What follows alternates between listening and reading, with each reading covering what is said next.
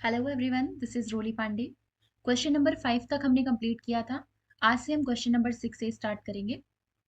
Question number 6 है हमारा, according to Jean पियाजे according to Jean Piaget's theory of cognitive development, at which stage do children begin to move from reflexive actions to intentional activity? जैसा कि हम जानते हैं, जो जीन पियाजे हैं उन्होंने थ्योरी दी थी कॉग्निटिव डेवलपमेंट की, जिसमें कि 4 स्टेजेस बताई थी। मतलब कि संज्ञानात्मक विकास का इन्होंने सिद्धांत दिया था, जिसके 4 चरण थे। पहला sensory motor, pre operational, concrete operational stage और फॉर्मल ऑपरेशनल स्टेज। मतलब कि संवेदी गत्यात्मक अवस्था, पूर्व संक्रियात्मक अवस्था, मूर्त संक्रियात्मक अवस्था और औपचारिक संक्रियात्मक अवस्था। सेंसरी मोटर स्टेज 0 से 2 ईयर्स की बताई थी। प्री ऑपरेशनल स्टेज जो है वो 2 से 7 ईयर्स तक है, और कॉन्क्रीट ऑपरेशनल है 7 टू 11 ईयर्स, और फॉर्मल ऑपरेशन है हमारा 11 टू 15 ईयर्स। जो फॉर्मल ऑपरेशनल स्टेज है, मतलब कि औपचारिक संक्रियात्मक अवस्था है, ये किसमें आती है? जो हमारा एडल्ट होता है, एडोलेसेंस है, एडोलेसेंस आता है फॉर्मल ऑपरेशनल स्टेज में। तो फिर क्वेश्चन में पूछा गया है कि इन सारी स्टेजेस में से कौन सी स्टेज ऐसी है जिसमें कि बच्चे अनैच्छिक क्रियाओं से ऐच्छिक क्रियाओं की ओर बढ़ना आरंभ करते हैं, मतलब कि रिफ्लेक्सिव एक्शन से इंटेंशनल एक्टिविटी की तरफ बढ़ना स्टार्ट करते हैं। तो इसमें से हमारा राइट ऑप्शन हो जाएगा सेंसरी मोटर स्टेज, मतलब कि संवेदी गत्यात्मक अवस्था वो अवस्था है जिसमें कि बच्चे रिफ्लेक्सिव एक्शन से इंटेंशनल एक्टिविटी की तरफ बढ़ना स्टार्ट करते हैं। सेंसरी मोटर संवेदी गत्यात्मक अवस्था में ही हमारी दो और कैरेक्टरिस्टिक्स आती हैं। एक object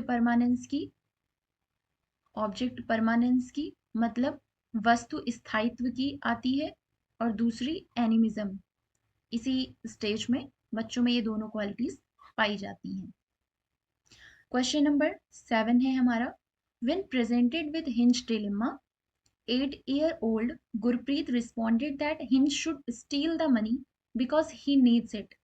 At which stage of moral reasoning is children's judgment of right and wrong determined by personal needs and wants? Hinge दुविधा को सुनने के बाद 8 वर्षीय गुरप्रीत कहता है कि हिंज को पैसा चुरा लेना चाहिए क्योंकि उसे इसकी जरूरत है।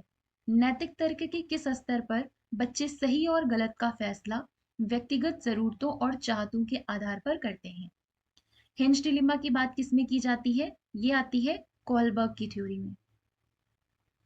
कोहलबर्ग की थ्योरी में हिंज डिलेमा की बात है। कोहलबर्ग ने कौन सी थ्योरी दी थी? मोरल डेवलपमेंट की थ्योरी दी है इन्होंने। मोरल डेवलपमेंट की थ्योरी दी है, जिसमें कि 3 स्टेजेस हैं और हर स्टेज में 2-2 लेवल्स हैं। मतलब टोटल लेवल्स पूछे तो 6 लेवल्स हैं, और टोटल स्टेजेस पूछे तो 3 स्टेजेस हैं। कोलबर्ग की थ्योरी में क्या है, उन्होंने एक स्टोरी बनाई, हिंज की स्टोरी, जिसमें कि उसकी वाइफ को कैंसर था।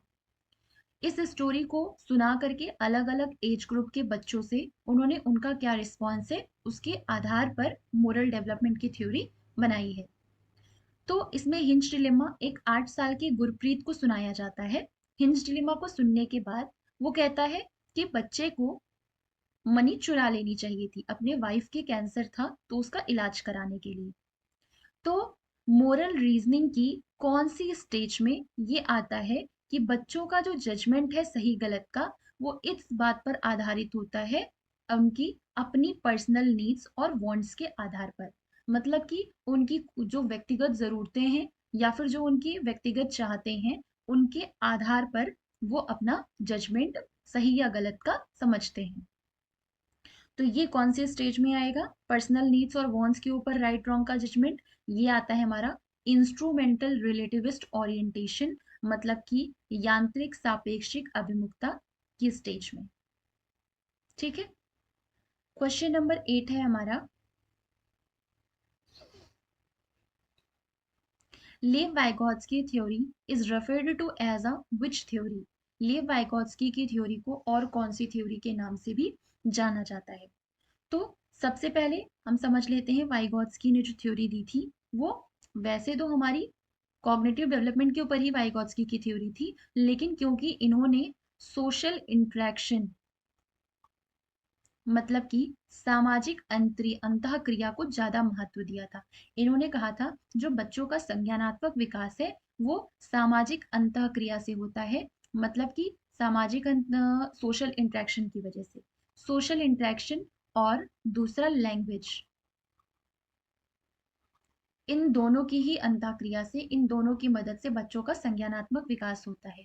इस वजह से वाइगॉत्स्की की थ्योरी को सोशियो कल्चरल मतलब कि सामाजिक सांस्कृतिक थ्योरी भी कहा जाता है, सिद्धांत कहा जाता है। क्वेश्चन नंबर 9 है हमारा, according to Lev Vygotsky facilitates cognitive process among children, मतलब लेव वाइगॉत्स्की के अनुसार बच्चों में संज्ञानात्मक प्रक्रियाओं को किसके माध्यम से सुगमता दी जाती है। मतलब कि बच्चों में जो संज्ञानात्मक प्रक्रियाएं चलती हैं, संज्ञानात्मक उनका विकास होता है, वो किस चीज की माध्यम से, किसके माध्यम से और ज्यादा आसान हो जाता है और ज्यादा सुगम हो जाता है। मतलब क्या चीजें हैं जो कि कॉग्निटिव प्रोसेस को फैसिलिटेट करती हैं। तो पिछले क्वेश्चन में हमने समझा था कि सोशल इंटरेक्शन और दूसरा लैंग्वेज, इन दोनों को इन्होंने लेव वाइगॉत्स्की ने इंपॉर्टेंस दी थी, जिसकी वजह से सोशल इंटरेक्शन सामाजिक अंतःक्रिया की वजह से इनके सिद्धांत को सोशियो कल्चरल थ्योरी कहा जाता है, और लैंग्वेज भाषा के आधार पर ये वो चीज है जिससे कि संज्ञानात्मक प्रक्रिया सुगम हो जाती है। तो हमारा राइट आंसर क्या हो जाएगा, लैंग्वेज मतलब कि भाषा। नेक्स्ट क्वेश्चन है हमारा question number 10, which of the following shifts are required to make education child centric, मतलब कि इनमें से कौन सा बदलाव जरूरी है जिससे शिक्षा को बाल केंद्रित बनाया जा सके। पहला ऑप्शन है from formative to summative assessment, मतलब कि रचनात्मक मूल्यांकन से योगात्मक मूल्यांकन की ओर जाकर के। सेकेंड है from rote memorisation to activity based learning, तो ये हमारा राइट आंसर हो जाएगा। मतलब कि कंठस्थ स्मरण से क्रिया आधारित अधिगम की ओर बढ़ करके हम शिक्षा को बाल केंद्रित बना सकते हैं। ऐसा बदलाव करके शिक्षा को बाल केंद्रित बनाया जा सकता है।